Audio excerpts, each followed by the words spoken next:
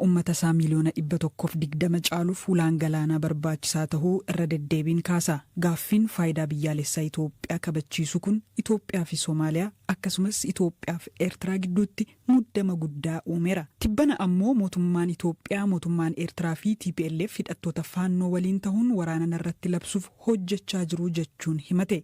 Qaamoleen lamaan garuu kana haalaniiru. Gama biraan immoo mootummaan Itoophiyaa hidhattoota biyya keessa socho'an faannoo fi ABO-WBO ofiin ABO-5 jechuun waamu ergamtoota jechuun himata. Waggoota dheeraaf Eertiraan hidhattoota mootummaa Itoophiyaa waraanaa turan kan akka WBO, adda bilisa baasaa biyyaalessaa Ogaadenii fi kaaniif buufata tahuun tajaajilaa turte. Yeroo ammaa kana hoo waraanni bilisummaa Oromoo mootummaan 5 jechuun waamu Eertiraa waliin hariiroo qaba. Dhimma ulaa galaanaa Itoophiyaan kaasaa jirtu irratti ejjennoon isaa maali? Gorsaan ajajaa olaanaa ABO-WBO obbo Jireenyaa Guddata WBO'n mootummaa Eertiraa waliin hidhata addaa hin qabu jedhaniiru.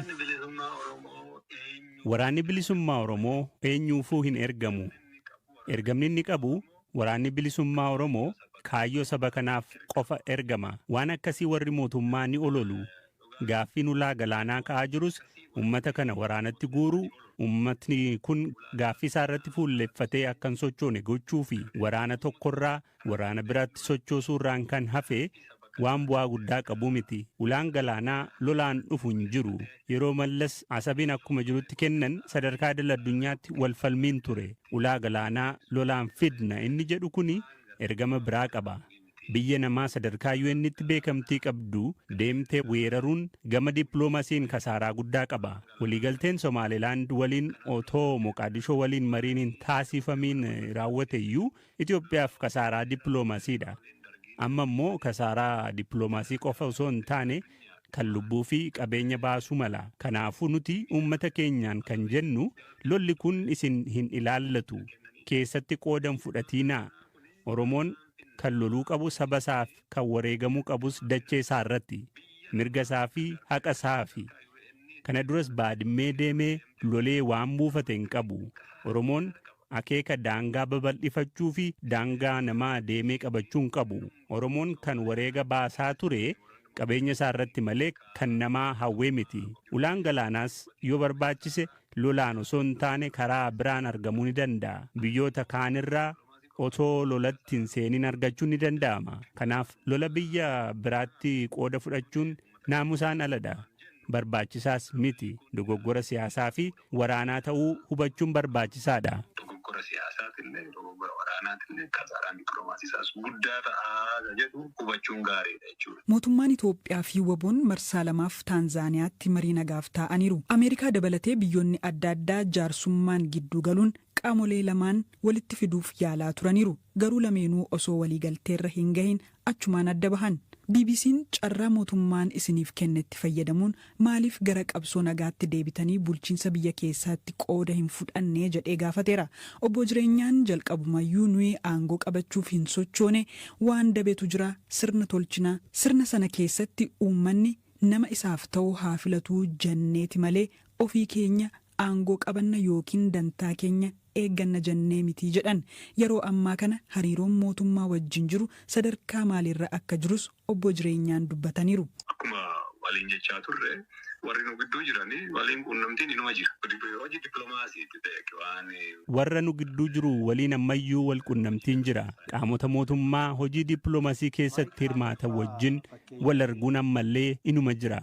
Kun immoo kaayyoo dhaabbanneef gaafa itti himuun barbaachisu itti himnaa jechuudha.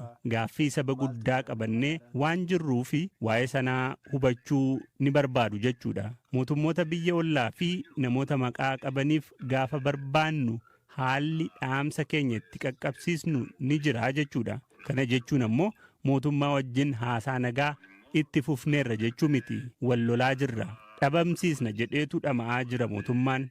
Sanammoo danda'a hin danda'u jechuudha. Maaliifi kaayyoo qabatee miseensa of kenne qabatee hoogganaa jabaa qabatee waan socho'aa jiruu fi suni waan gadi galu miti jabaachaat jira. Kanaaf mootummaa waliin haasa'aa hin jirru. dhukaasni dhaabbachuu hordofee Filisxeemonni hedduun qe'eetti deebi'uu eegalaniiru. Filisxeemonni kaaba Gaazaatti deebi'uu kan eegalan yoo ta'u Hamaas akkaataa waliigaltee Israa'el waliin mallatteeffameen namoota bute sa'aatii 72 keessatti gad dhiisuu qabaata. Hirphaa Gammachuu haala Gaazaan keessa jirtu irratti gabaasa qindeesseera. waliigaltee kaayirootti mallatteeffame hordofee har'a Gaazaatti dhukaasni dhaabbateera. Loltoonni Israa'el naannichaa ba'uu hordofee Filisxeemonni kibba Gaazaatti akka godaanan buqqifamanii turan amma magaalaa Gaazaatti deebi'aa jiru. Filisxeemonni qeerraa buqqa'an manneen boombiidhaan barbadaa'an gamoowwan caccabanii fi daandii diigame keessa deemaa qe'ee ofitti deebi'aa jiru. Qeesaa Jabaaliyaa irraa yeroo sadii ka buqqa'e Waa'el Alnajjaar manni koo manca'eera ta'us mana keenyatti deebina godoorra dhaabna uummata keenyatti deebinaa jedheera. Jaarmiyaaleen gargaarsaa dhaabbata biyyoota gamtoomanii deeggarsa guddaa Gaazaatti erguudhaaf qophaa'u beeksiseera. Ministeerri muummee Israa'el Benjamin Netanyahuun karoora nagaa Tiraamp fudhachuudhaan dhukaasa dhaabuu labsuun booda lammiileen Israa'el butaman marti qe'ee isaanitti deebisuudhaaf waadaa galan raawwachuu ibsan. Netanyahuun garuu ammallee Hamaasiin kallattii maraan irra marsinee jirraa jedhan. Gama kanaan ministeerri haqaa Israa'el Filisxeemota 250 mana hidhaa Israa'el keessaa ba'an jedhaman maqaa isaanii tarreesseera. Badhaasa Noobeelii nagaa bara 2025 hooggantuun paartii mormituu Veenzuweelaa Maariyaa Kuuriyaa Maachaadoo mo'atteetti. Badhaasa kanaaf Doonaald Tiraamp haalaan eegamanii ture. Zalaalam Taaddasaa waan qindeessee qaba. Doonaald Tiraamp hedduu mufatee jira.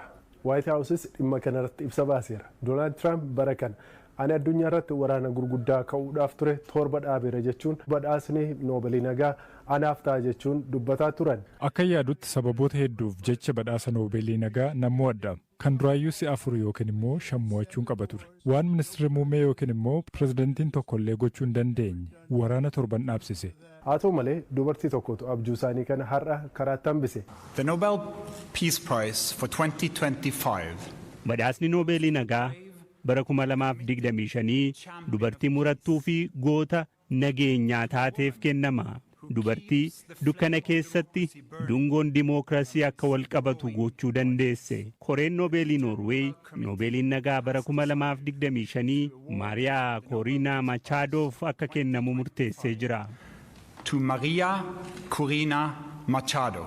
Nama siyaasaa Venezuelaa keessatti hedduu beekamtudha. Dubartiin kun badhaasa kana maaliif mo'attee kan jedhuuf koreen badhaasa Noobeelii nagaa deebii yoo kenne biyya dimookiraasiin keessatti hin dagaagne Venezuelaa keessatti isheen sirna dimookiraasii lafa qabsiisuuf falmi isheen taasiste yookaan qabsoo isheen taasiste baay'ee guddaadha jedhe. Maariyaan filannoo bara 2024 irraatii dhorkamtee ture. Waa'ila ishee Goonzaales jedhamutu bakka bu'ee dorgome. Haa ta'u malee falmi isheen taasiste ajaa'iba jedhame.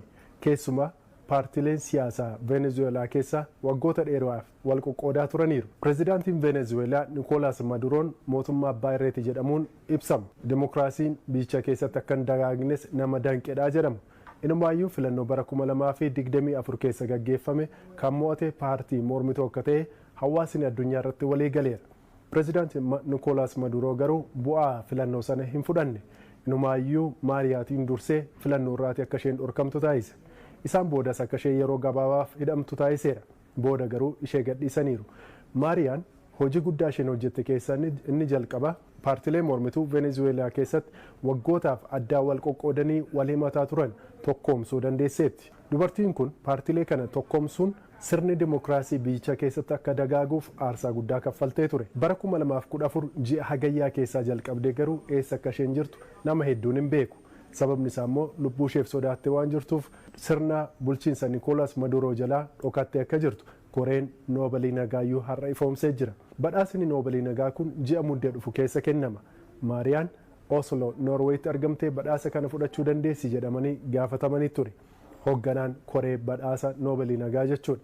Nuyi Maariyaan ni dhufti jennee abdanna. Haa ta'u malee haalli isheen keessa jirtu hedduu rakkisaadha. Lubbuu isheef sodaattee waan jirtuuf dhokatteetti jechuun deebisanii jiru. Koreen badhaasa Noobeelii har'a Maariyaatti bilbilaan ture akka isheen injifatte kan hime. Isheen immoo karaa fuula Tiwiitarii ishee ibsitee jirti. Inumaayyuu ergaan ishee kan inni maxxane karaa waa'ila ishee Goonzaalesidha. Inni iyyuu garuu sirna bulchiinsaa Nikolaas Maduroo baqachuun erga biyyaa bahee waggaa tokko ta'ee jira. Inni har'a viidiyoodhaan yeroo gammachuu isaa ibsu mul'atee jira. Isheetiinis baga gammadde yeroo jedhu argineerra. Waayit Haawus erga Maariyaan badhaafamuu ishee dhaga'ee booda ibsa baasee ture. Kan inni jedhes koreen badhaasa Noobeelii nagaa nagaarra siyaasa filatee jedhe. isheen nama siyaasaa waan taateef jechuudha. Pireezidaantiin Ameerikaa Doonaald Tiraamp waraanota gurguddaa dhaabeedhaaf badhaasni kun naaf ta'a jedhanii kan ibsaa turan keessaa tokko waraana Armeeniyaa fi Azerbaajiyaan gidduutti gaggeeffamaa turedha. Dhuguma waraana sana dhaabsanii ture. Kan biraa immoo waraana Koongoo keessatti yeroo dheeraaf gaggeeffamaa ture dhaabsuu isaaniitiif badhaasichi akka isaaniif malu ibsanii ture. Akka fakkeenyaatti nutti dhiyoo jiru kan isaan kaasan immoo muddama Masrii fi Itoophiyaa gidduu turedha. Innis hidha guddichaa haaromsa Itoophiyaa ilaalchisee jechuudha. Waraana kanas natu dhaabee jechaa turan Doonaald Tiraamp. Inni dhiyeenyaa garuu waliigaltee dhukaasa dhaabuu kaleessa Gaazaa keessatti akka raawwatuuf taasisanidha. Maariyaan hojii sirna dimokiraasii Venezuelaa keessatti dagaagsuun badhaasa yoo argattu kun kan jalqabaa ishee miti. Bara darbes gamtaa Awurooppaa irraatii badhaasa argattee ture. Haa ta'u malee yeroo sana sirna badhaasicha irratti argamuu hin dandeenye. Karaa zuumii ture. Sirna badhaasaa isheef kenname kana kan hordoftee ture.